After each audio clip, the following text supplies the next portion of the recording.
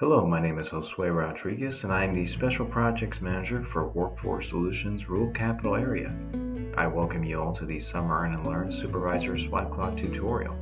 The topics we will be covering today will go over the following: how to view your employee's time card, fixing missing punches, editing time cards, and approving your employee's time. To do this, I'm going to log into our Test Supervisor account so I can show you how to navigate the Swipe Clock system. Section 1. First time login. Let's start with the first time login.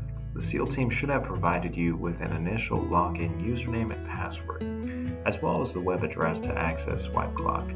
Please note it's best not to use Internet Explorer for this. Access the Swipe Clock login page using the web address provided by the SEAL team staff. If you're unsure about the web address, don't hesitate to reach out, and we would be happy to help. Now enter your timekeeping username and password. If you are prompted with a site ID field, note that it can be left blank, but if there's already a number in it, you can also leave it in as well. Section 2. Password reset.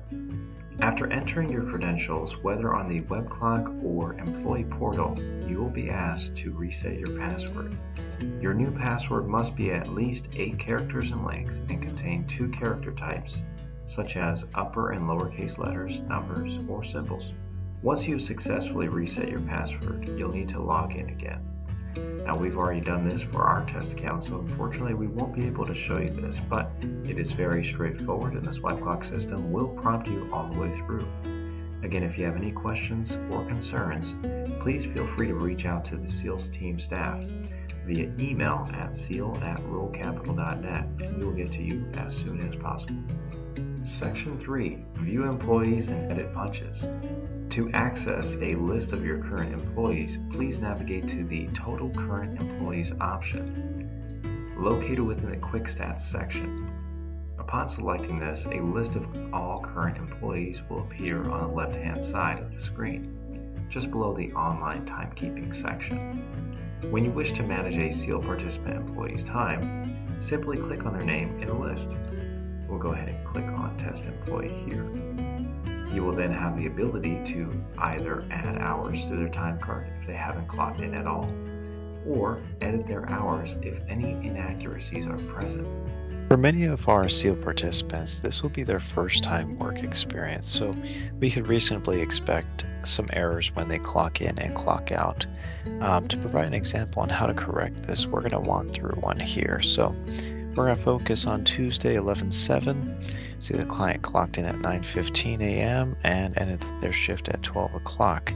Now we know something different here. There's a little highlighted corner of the box here for the clock out time. This is going to signify that they have left us a note to review. So if you want to review that note, you'd hover over the clock out time. We'll see that they left a little note for us that says, I actually started my shift at 8 a.m. Could you correct my clock in time?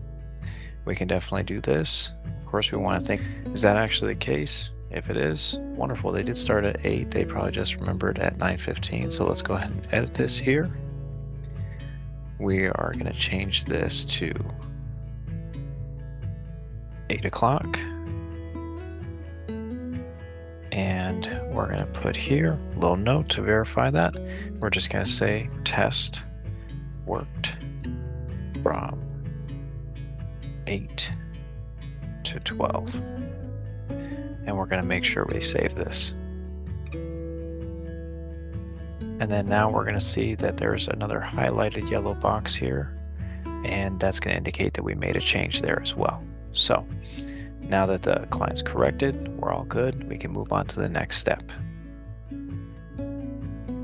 Section 4. Approving hours for the pay period. The time card approval process can be accomplished in one of 2 ways. The first way is to approve only certain days out of the week. Now you can do this by selecting the 3-person icon.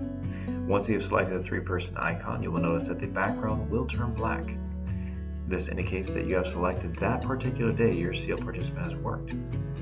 Once we have selected a day that our SEAL participant has worked, we will then click on Time Card Options, followed by a click on Approve Time Card, and then a final click on Approve Selected.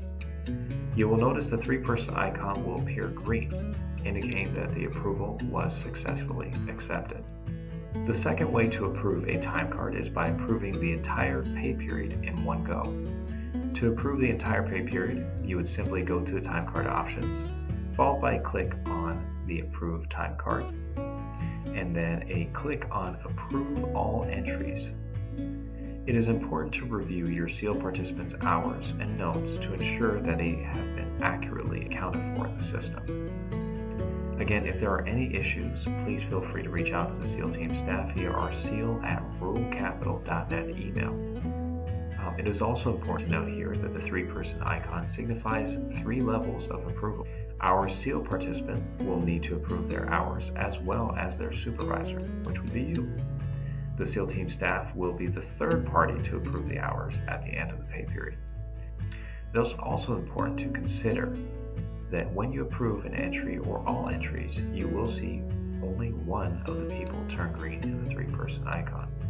Again, signify your participation within that approval process there.